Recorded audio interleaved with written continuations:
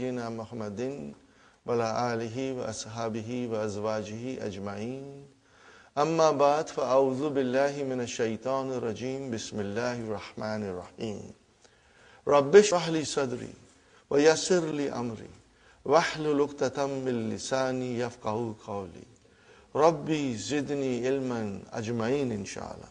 May Allah subhanahu wa ta'ala increase in all of us knowledge.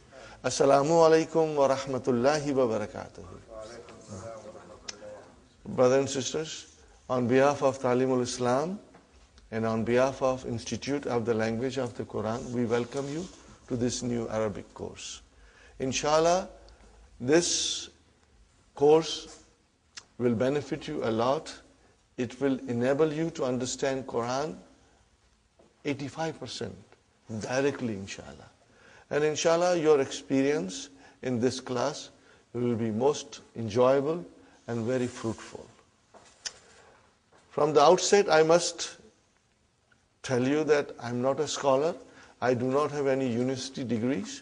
All I have is my experience. I went to various places, various countries, and I met so many teachers who were very kind, and they taught me many things in Arabic which made me understand Quran directly. And inshallah, I'm going to share all these things with you so that you will be able to understand Quran when it is recited. When you pray, you know what you are praying. And when you hear tilawat, inshallah, it will touch your heart because you will understand what's going on. We start with our handbook, brothers and sisters. How many letters of alphabet? Most of us, we were taught that there are 28, but there are 29. Alif is the letter of alphabet, but it is not consonant. It does not have a speech sound. When you say a, it is not alif, but it is hamza. And how do you write hamza?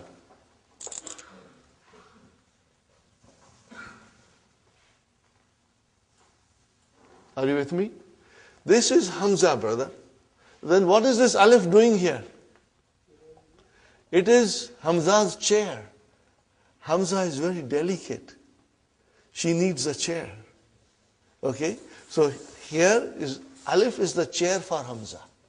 Sometimes waw will become a chair for Hamza. And sometimes ya will become a chair for Hamza. So Hamza has different chairs depending on what is in front of her. And sometimes Hamza feels strong and she doesn't need any chair. So there are many rules, spelling rules for writing Hamza that slowly we will learn. You do not have to worry, brother. And I must tell you something, that if you do not understand everything today, brothers and sisters, don't worry. Because tomorrow when you come to class, inshallah, you will understand better. And third day, your understanding will be very strong. And after 1 week, you will say to yourself, I knew this all from my childhood. Okay? Inshallah, you'll get stronger and stronger. So, brothers and sisters, we have to remember, okay, alif is used for elongation. How many? Okay, now in the handout, the next thing is, in English language, there are 8 parts of speech. We know that, and they have been given here. Noun, pronoun, verb, adjective, adverb, preposition, conjunction, and interjection. These are the 8 parts of speech. How many parts of speech in Arabic? 3. Noun, verb, and particles. Harf. Okay? So, brothers and sisters, how come there are 8 in English and 3 in Arabic? But the noun in Arabic also includes pronoun, adjective, adverb, and interjection. They are all covered in this category of noun. So we have to remember. So in fact, they are same as in English, but we do not have 8, but instead of 3. Okay. When we say pronoun, there is a word for pronoun in Arabic, which is damir, but it still comes under the category of noun. This is just a general idea, brother. You will, inshallah, as we go along, you will notice that, inshallah. The next thing is, brother, the letters of alphabet. Okay, brother and sister, and as we said, there are 29 letters of alphabet, out of which 28 are consonants, and alif has no speech sound. When you say a, it is the sound of hamza. Now, how many vowel signs, brother, in Arabic language? Only 3. Dhamma, fatha, and kasra. Are you with me, brother? Dhamma, fatha, and kasra. Now remember, these are short vowels. Okay, they are short vowels. So if I say to you, if I write like this, what will you say? Bu, short, bu. If I write like this, what will you say? Ba, short vowel. And if I say this, then it is bi, short. Now in order to do elongation, I put here alif. Now you see, the job of alif is to elongate. Now this is ba. And then I put vav here, and it is bu. And if I put ya here, it is bi. Are you with me? Now, there are 3 vowel signs. Dhamma, fatha, and kasra only. And there is a 4th thing we must understand, and it is called sukoon. Are you with me, brothers and sisters? There are many ways of writing sukoon. Sometimes it is like a tiny circle. Sometimes they write like this. But I prefer tiny circle because it's better when you want to understand properly. Okay. Now, sukoon is not a vowel sign. Sukoon is not a vowel sign. What is sukoon then? Sukoon tells me that there is no vowel sign on the Arabic letter. Are you with me, brother? Okay. Where is the vowel sign here? On ba. What is on vav? It's a sukoon. Why? There is no vowel sign. There is no vowel sign. Okay. Now this you never write. You never write. But you understand. If I say ba, where is the vowel sign? Ba. On the ba. What is on alif? There is a sukoon. We don't write it. But there is a sukoon. We don't write it. And what about B? Where is the vowel sign? On the B. What is on the ya? A sukoon, because there is no vowel sign. Now these things are to be remembered. And even if you forget, don't worry, because I will be repeating these things often. You know, some of you will, when we go a little bit deeper in the course, all these things will come to you. Okay? So you don't write it. You don't write it, but it is there. Okay. I give you another example, brother.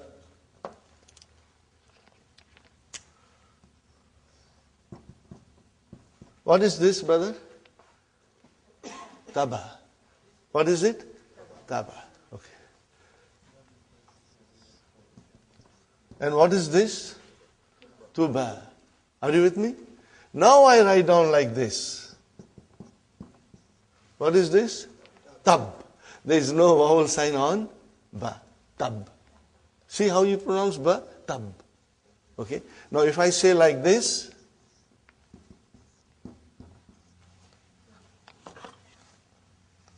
what is now, brothers and sisters? Tub. Tub. Here it was tuba, and here it is tub. So there is a sukoon on ba. If I write like this, brother,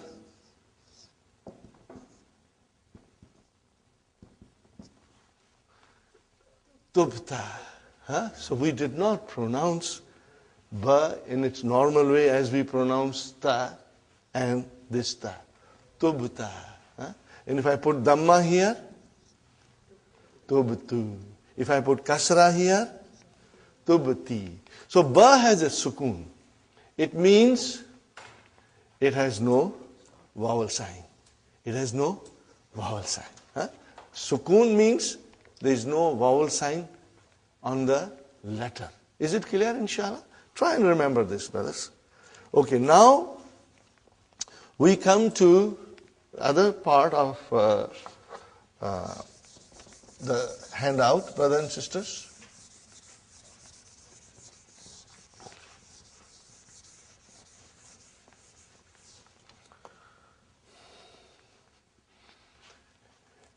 The noun is either definite or indefinite. Sahih, brothers and sisters? Either it is definite or indefinite. What do we do in English when it is indefinite noun? How do we describe it, brother? By using a or an. Are you with me? This, when it comes in front of a noun, makes it indefinite. How do you define it? Make it definite? The. Okay, brother?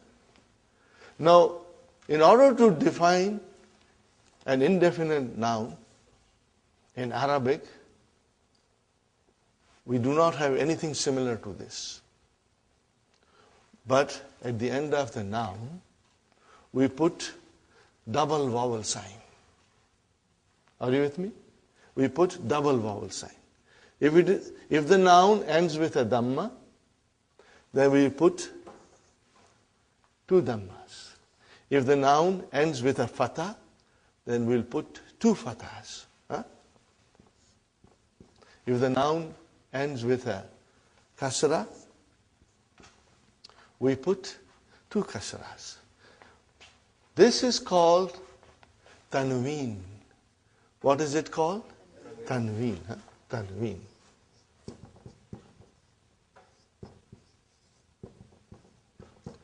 Tanween tells us that the noun is indefinite. Are you with me? Tanween will tell us that the noun is indefinite. If I say kitabun, what is the English? A book. A book. A book. If I say kalamun, a pen. If I say baitun, a house. Sahih, brothers and sisters?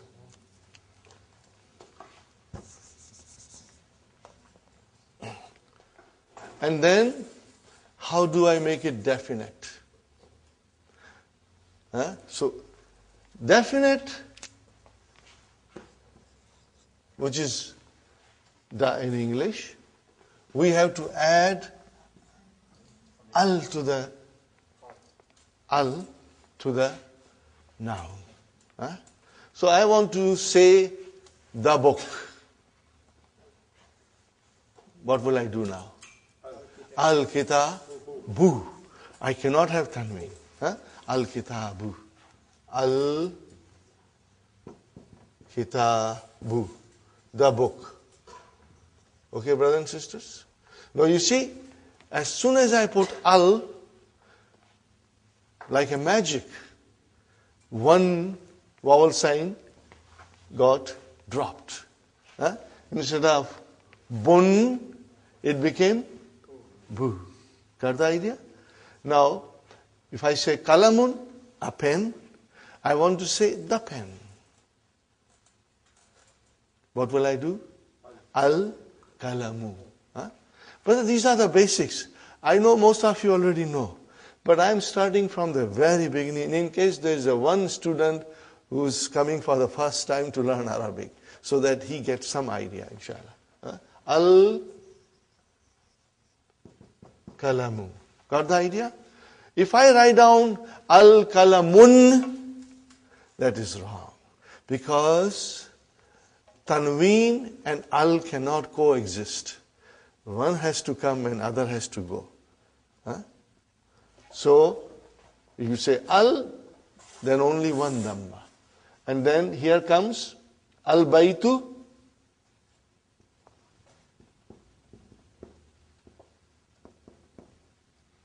Okay, instead of baytun, it became al-baytu, means the house.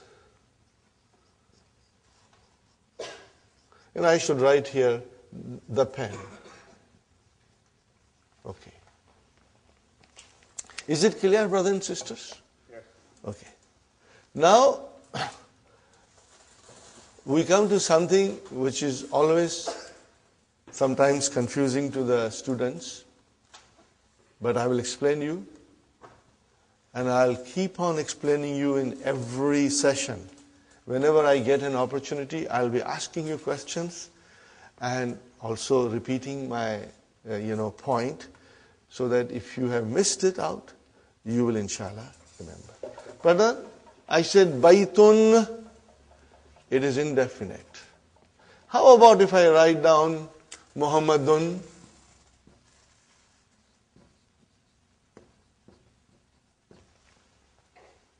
There is a tanween there which always tells me that the noun is indefinite. But what about Muhammadun? Is it definite or indefinite? It is definite. Brother, how come? Tanween means indefinite, and now you say Muhammad is definite. Yes, you are right. Why? Because Muhammad is a proper noun.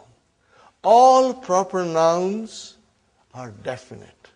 When you say Muhammad, it doesn't mean any Muhammad. It means one particular Muhammad. If I say Ali, brother, how do you write Ali? We always say Ali, but truly speaking, Aliyun, brother. See Tanween? Now Tanween is normally the sign of a noun which is indefinite. But in the case of proper nouns, the Tanween doesn't make any difference. It means the noun is definite. The noun is definite. You will remember this, please. Okay? And I will be repeating it again and again, inshallah. Brothers and sisters, now I come to a very important rule in Arabic, and inshallah I will try to explain you in a nice way, brothers and sisters.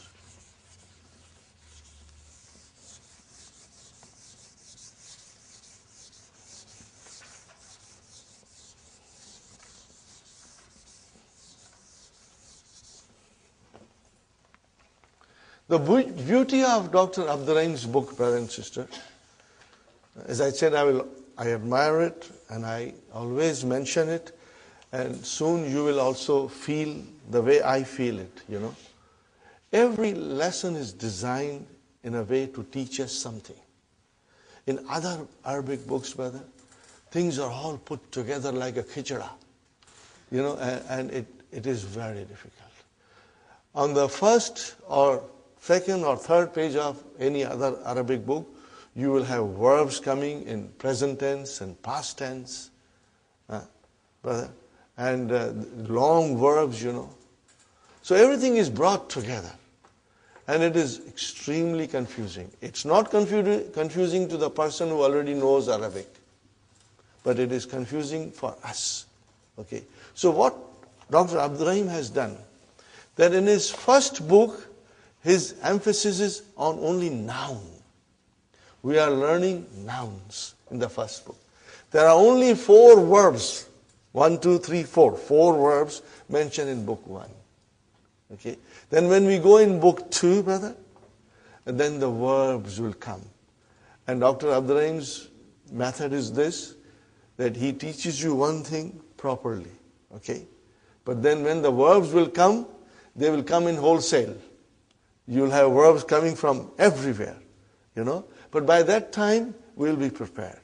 But my, method is, and I found it very rewarding, producing good results, that we will do some verbs on our own, which are not mentioned in the book. So that when we come to book 2, you have a good understanding of verbs. So when they come in front of you, you will say, I know it. You will feel comfortable. So first book is concentrating on nouns. Okay. And each lesson is like a brick. We make one brick. So we study one lesson, we put a brick. We study second lesson, we put a second brick. And slowly, slowly we'll build our house. Brick by brick, lesson by lesson. Each lesson will show you something. Now we come to the page 3 of handouts. All these things are also mentioned in the key. But I have tried to, do little differently, brothers. So you must always read the key also, it will help you. Now, in Arabic, the nouns decline. Declension of noun. In Arabic, nouns decline. You already know it, but you have never realized it. Why? You have never realized this. Why? Now I will give you examples. Brother? I'm writing something. You already know it. Muhammadun Rasulullah.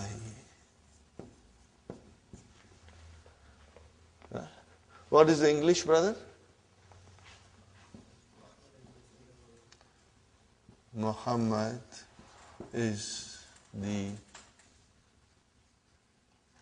messenger of Allah. Very good, brother. Then I say to you,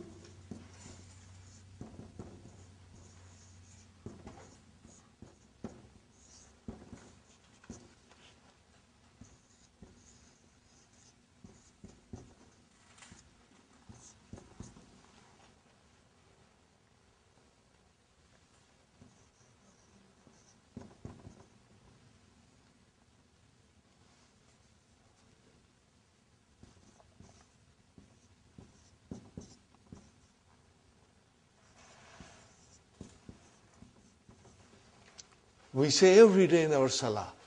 What do we say? Ashhadu anna Muhammadan. Brother, why Muhammadan? Before you wrote Muhammadun, now you are writing Muhammadan. Okay. What will be the English? I bear witness that Muhammad is his slave, brother, and his messenger. Dot, dot, dot. Okay. Now, every day we say, many, many times, Allahumma. What is the meaning of Allahumma? Ya Allah. What is the meaning of Allahumma? Ya Allah.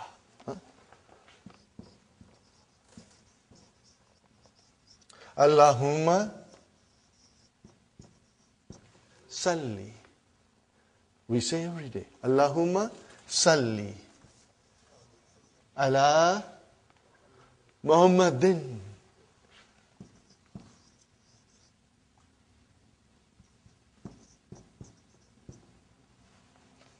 Oh Allah, send your blessings on Muhammad. Are you with me, brother? Ya Allah,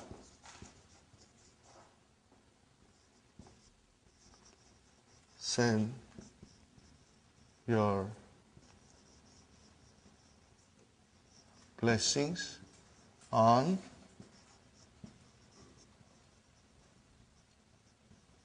Muhammad. Are you with me, brothers and sisters?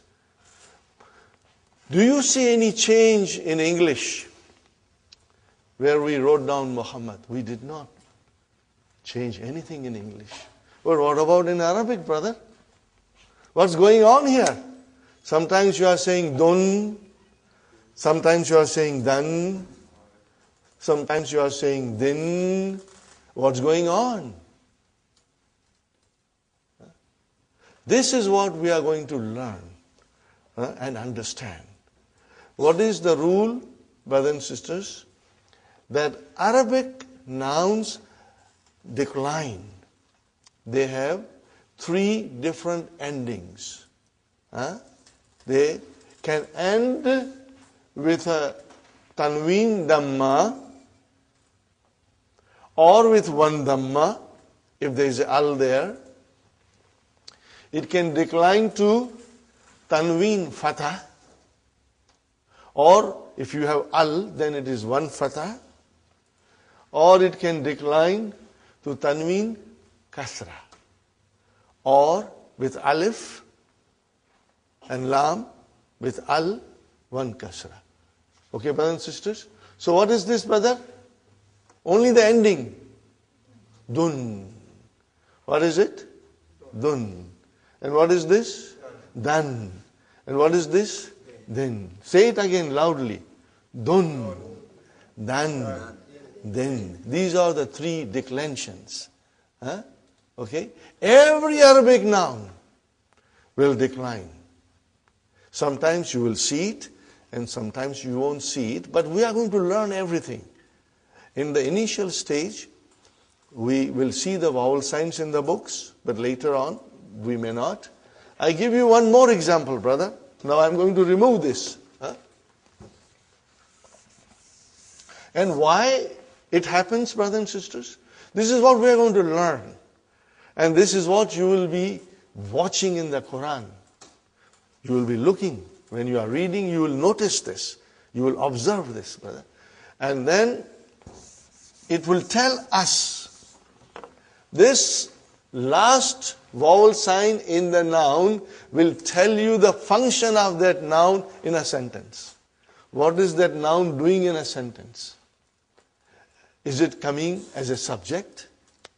Is it coming as a subject of a verb? Is it coming as an object?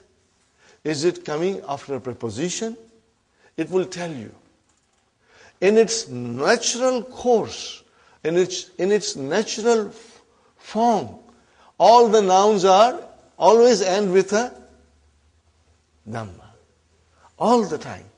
They change when something happens in the sentence. When they perform a different function in the sentence, then they change, brother. Give you one more example. You know all these things, but you never knew why. And this course is going to teach you, brothers and sisters. Okay. I will write down here. What did I write down, brother? Allahu. Is it definite or indefinite? It is definite because Al is there. No tanween. Because Al is there, no tanween. What do you see at the end? Dhamma. Dhamma you see, okay? Allahu Gafurun Rahimun. Sahi? Okay? See, Gafurun, indefinite. Rahimun, okay? Fine. Then I write here,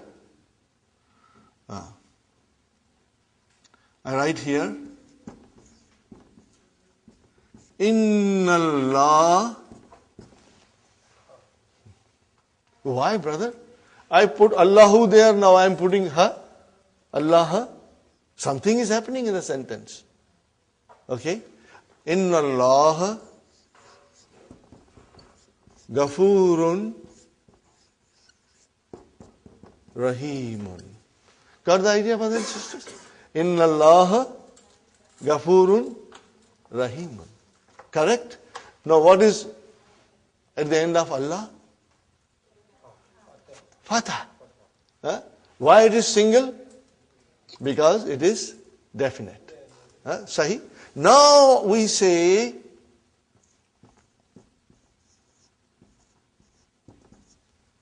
A'udhu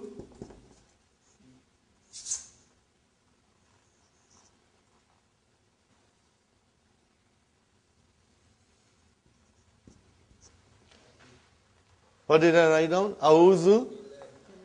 Hey, come on, give me a break, brother. What's going on here? Sometimes you are saying Allahu, sometimes you are saying Allah, and now you are saying Allahi. What's going on? But as we know, the nouns decline in Arabic language. And we are going to learn about that. Are you with me? We are going to learn about that. Okay? And let's learn the terminology now. The terms. If the noun, brothers and sisters, look at carefully. If the noun ends with a dhamma, be it a tanween or one, it should end with a dhamma. Be it a tanween or a single dhamma. It is called marfu. What is it called, brother? This you will have to memorize. Marfu. Are you with me, brothers and sisters? If the noun ends with a dhamma, you will call it marfu. You will say the noun is marfu. Okay? What do you call it in English? You will call that it is in nominative case. Brother, if you are comfortable, we will use some English terms, but later on you will be most comfortable with Arabic terms. Marfu is nominative case.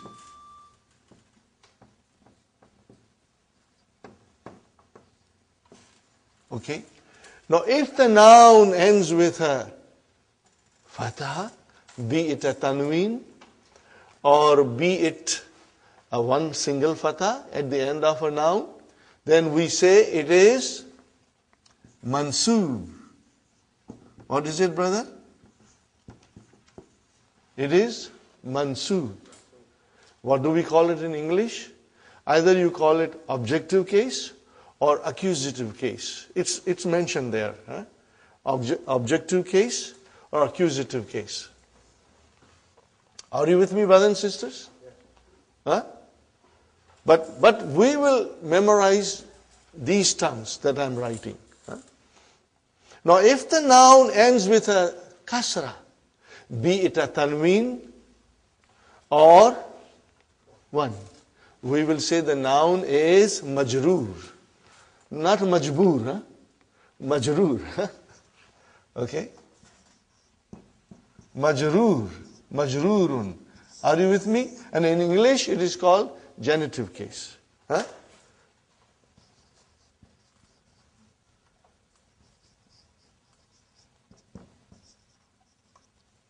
think it is genitive case.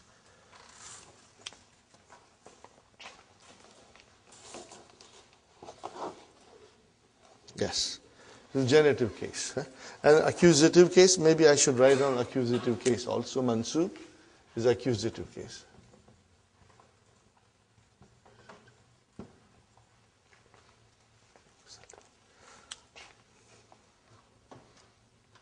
Okay, brothers and sisters? So today, you must memorize marfu, mansoob, and majroor. We will repeat it every day. And brothers and sisters, this thing will stay with you all the time when you are reading Quran. It is in the back of your mind that the nouns can be marfu, according to the function it performs. It can be mansoob or it can be majroor. As you can see, we say Allahu Ghafurur Rahim. We said Allahu. As soon as I put inna in front of it, I said inna Allah. We are going to learn what is inna in book 2. The first lesson in book 2 deals with inna. Inna Allah. Okay. And then as soon as something came, billahi, which is a preposition, it changed the noun into a majroor. Change it into majroor. This is what we are going to learn, and this you'll observe. This is the very, very important. Okay. Now, I made a little song, out of this. When I say dun, it's marfu. When I say dan, it's mansub. When I say din, it's majroor. When I say dun, it's marfu. When I say dan, it's mansub. When I say din, it's majroor. Therefore, dun dun dan dan din din, dun dun dan dan din din, dun dun dan dan din din, dun dun dan dan din din, dun dun dan dan din din, dun dun dan dan din din, dun dun dan dan din din, dun dun dan dan din din. One more time.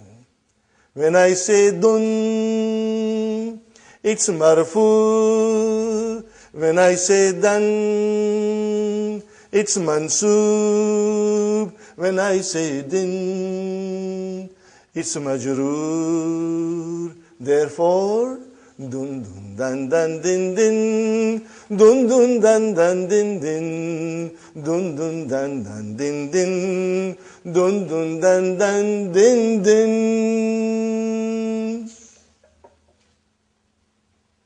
Got it, brother? Okay, so we will remember this, and this will help you. Okay, and you must always remember. What will you remember, brother? Pronounce this. Last one. Dun. What is this? Dan. And what is the next one? Then. In short, dun dan din. What is it? Dun dan din. That is the way the nouns decline in Arabic. Dun dan din. Okay? Now I compose another song, but I have to, because I'm not a musician, but sometimes I get that inspiration and I do it, Maybe later on I will, inshallah. To refresh you, again I will do it, inshallah. Are you with me, brothers and sisters? So 3 pages from the handout. Now we go to the main book. Brother, we go to the main book. Ad-Darsu Awwal. Okay? Hadha. What is, sister, the blue book? Blue book, lesson 1. What is the title? What is the title? Hadha. We are learning Hadha. What is Hadha, brother? Most of you know the meaning. What is it? This. Hadha means this. Okay, but write down near there in your book. Just write down, brother. What is Hadha? It is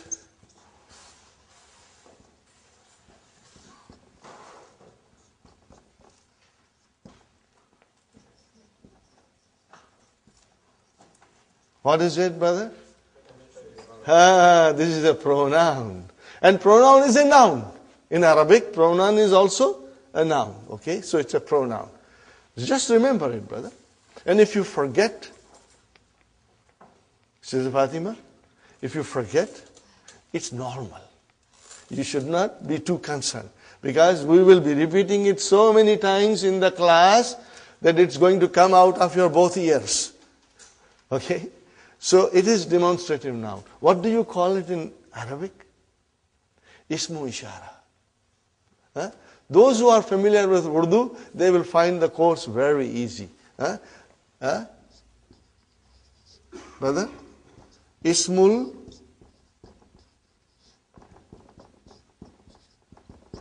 Ishara. Huh? We will be repeating it. Right now I'm, throwing these things at you. But please do not be gabarified, because we'll be repeating them. And it will, inshallah, become part of your vocabulary and part of your memory, inshallah. Huh? Haza. Are you with me, brother? What is haza? It is a demonstrative pronoun, which means it's a noun. Are you with me? Okay. And then in Arabic we call it ismu ishara. We call it ismu ishara. Okay? Inshallah. Now, these are the sentences, simple sentences we are studying. And I'm not going to go in detail, but very soon we'll go in detail, because ours is an intensive course. We will be moving at a steady pace, brother. Huh? Now, as you know, you are all supposed to read. Huh? You must know how to read, and you will be writing all these things in your book. And the more you read and write, you will become stronger, brother. And in the class, if you are a team of husband and wife, it's a great thing, because you can go home and read to each other and discuss with each other, and it will help. Every day, brother, you got to do your homework. Huh? This is just like coming to a college or a university program, where you go in the morning to the university, go home and study, come back and learn more. So our course is like that. Huh? If you will work hard, you will succeed. If you won't, then it will be a problem. Okay. What is the first? Hada baytun. What is it? Hada baytun. Now, normally, when you speak, you do not say baytun, you say hada bayt. Just like in Quran, when you stop, you give a sukoon. But for our course, we will repeat dun, dan, din, we will repeat, because we want to understand properly. Brother, those who speak Arabic fluently, just like us, we speak English fluently. But do we know the grammar? We don't know the grammar. If somebody asks you, teach me English, you cannot teach English, brother, because you don't know yourself properly. You only speak, you cannot teach. Same way, the people who speak Arabic, when they say Hada Bayt, or when they say Muhammad Talib, or Raitu Muhammad, or Marartu bi Muhammad, they are not very sure about the endings, because that's the way you stop it. You don't put the, pronounce the last. But here in our class, we will pronounce everything. So that we get a good idea of what's going on in the sentence. So you will always be reading Hada Baytun. Hada Baytun. Now tell me, brother and sister, what is the translation? This is a house. Indefinite. Indefinite. This is a house. Okay. Now, I think you have understood this, so I am going to erase it, brother. Haza. See, it is pronounced like haza. But this alif is not written. It is explained in the key also. So it is haza. Okay. Haza means this. And baytun means a house. Are you with me, brothers and sisters? No, but you said in English that this is a house. Okay. I see this here, haza. I see a house here, baytun. But I don't see anything similar to is in Arabic. Are you with me when I explain? Brother Muhammad? You say this, which is equal to hada. And you say a house, baytun. What about is? So what is? Okay, we go to English grammar. Is,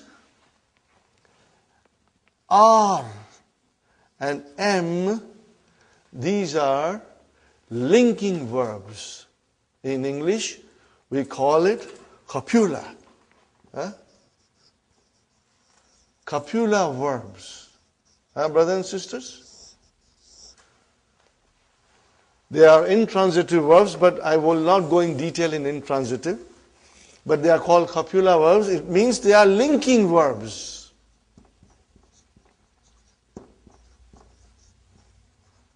They link one noun with another noun. Okay? Or it links the subject with the other noun. Okay? They are called linking words in English. They do not exist in Arabic language. They are not there. There is no need. Okay? When you say Hada kalamun, we only said two words. This, a pen, but you will translate, this is a pen. But in Arabic, what will you say? Hada kalamun. You will say Hada kitabun. There is no is or am or are in Arabic. So you have to keep that in mind. And what are they called in is, are, am are called in English grammar? Copula verbs. Yes.